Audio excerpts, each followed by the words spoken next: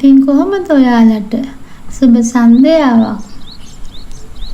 ඔන්න මම ටික දවසකින් වීඩියෝ එකක් ඔයාලට අරගෙන ආවා. දැන් නම් ටිකක් හවස් වෙලා තියෙන්නේ. අද මගේ හවස් වල ගෙවුන හැටි ඔයාලත් එක්ක බෙදා ගන්න මම බලාපොරොත්තු වෙනවා. මගේ අර මේ කුරුළු කූඩු අලුත් යාළුවෝ අතරට මට තවත් අලුත් යාළුවෝ ටිකක් එකතු කරන්න හිතුණා. ඉන්නවා මගේ අලුත් යාළුවෝ කීප දෙනෙක්. එයාලා තමයි මේ හරිම සුරතල් ලස්සන හාපෙටව ටිකක්. එයාලට මට අම්මෙකුත් හම්බුණා. මගේ නෑදේ අක්කා කෙනෙක් දුන්නා අම්මෙක්.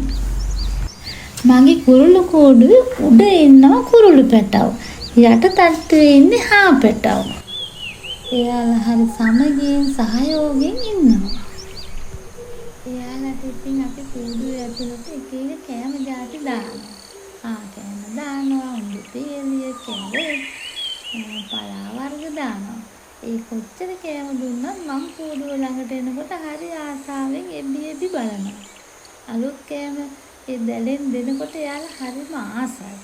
ඉතින් ඒගොල්ලන්ට කෑම දෙනකොට කාලේ යනවා ගෙවෙනවා මට තේරෙන්නේවත් නෑ මගේ හවස් කාලේ. මං හිතුවේ හාපෙටවුන්ට කුරුල් පැටව කොටයිද දන්නෙත් නෑ උඩ තට්ටුවේ ඉඳලා කියලා. අනේ ඉතින් එහෙම නෑ.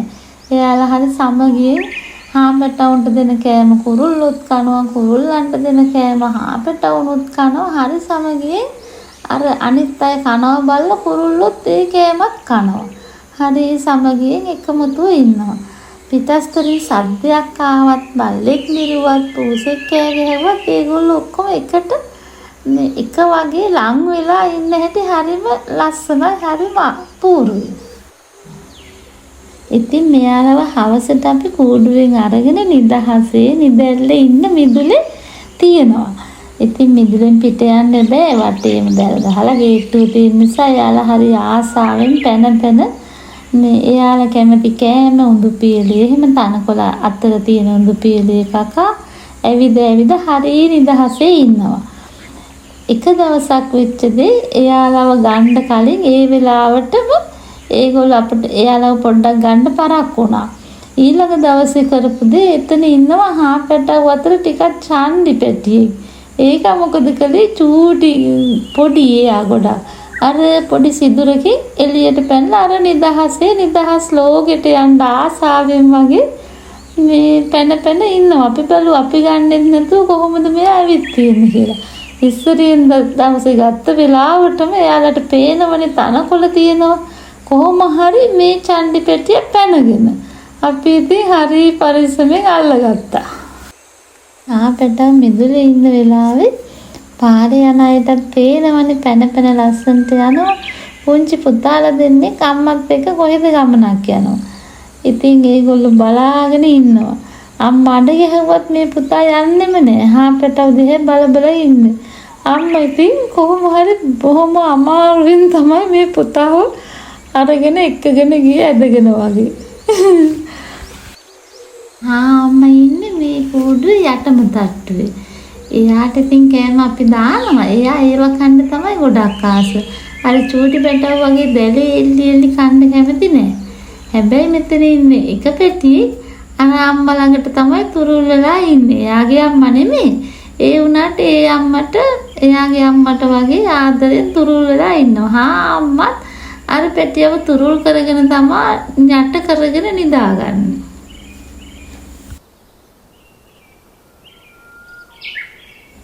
මෙයාලට බොන්න අපි වතුර දවස ගන්න අලුත් ඒවා දානවා. මේ අලුත් වතුර මාරු කරනකොට කොටුවේ කෙරෝලේ ඉඳලා මේගොල්ලෝ දුවගෙන එනවා හරි ආසාවෙන් වතුර වලට. මේ කූඩුවේ මැද ගහකුත් තියෙනවා. මේ පැටව කරනදී අර උඩ තට්ටුවේ මේ කුරුල්ල ළඟට ඒ ගහේ එල්ලි එතනින් පොඩි මේ කවුළුවක් වගේ තියෙනවා. ඒකෙන් උඩට යනවා. අම්මා ළඟට යනවා. ආයෙ උඩට එනවා. මේ විදිහට දවසම එල්ලි එහාට මෙහාට උඩට යටට මාරු වෙනවා මේගොල්ලෝ. ඉතින් මෙයාලා දිහා බලන් ඉන්නකොට ඇත්තටම අපට හවස කාලේ යනවා කාලේ ගත වෙනවා දැනෙන්නේවත් නැහැ. හරි ආසයි බලන් ඉන්න මෙයාලගේ සෙල්ලම්. දෙන්නම් අපිට හරිම තිබහයි. මෙයාලවත් බලලා ඉන්නකොට මොනවා හරි බොන්න තිබුණා හොඳයි කියලා හිතෙනවා. ඉතින් මට දැන් හිතුණා අපේ ගෙවත් එම්ම කඩාගත්ත ආත්තගෙඩියකින් රස බීමක් හදලා බොන්න. මේ ආත්තගෙඩිය හොඳට ඉදිච්ච එකක්. මම දැන් කරන්නේ මේකේ ඇට ටික අයින් කරලා බෙන්ඩර් කප් එකට දාලා බෙන්ඩර් කරන්නයි හදන්නේ.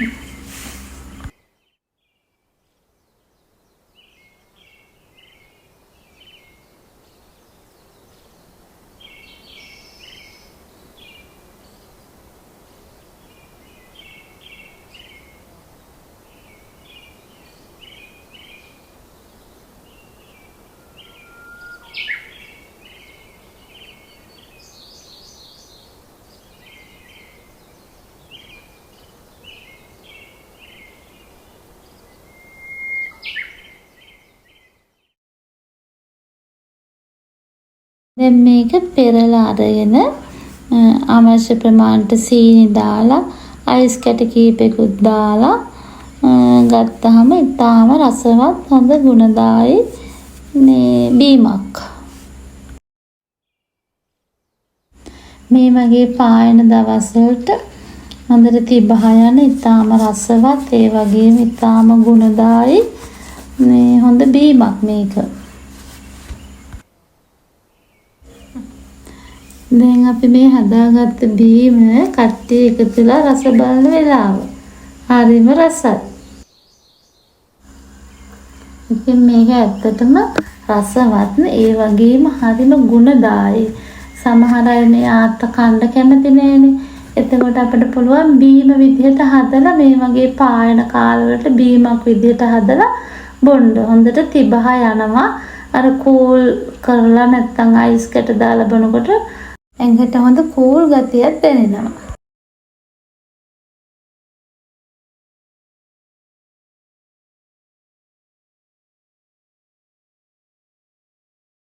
ඉතින් මගේ හවස් වරුව ගෙවුනේ මේ විදිහටයි. ඉතින් මම එක දවස්වල එක හවස් වලට එක විවිධ දේවල් කරනවා මට ආස හිතෙන. ඉතින් මම මේ වගේ ලස්සන වීඩියෝ එකකින් නැවත ඔයාලව හමු වෙන්නම්. එතෙක් ඔයාලා සෑම දිනාටම සුබ සැන්දෑවක් වේවා.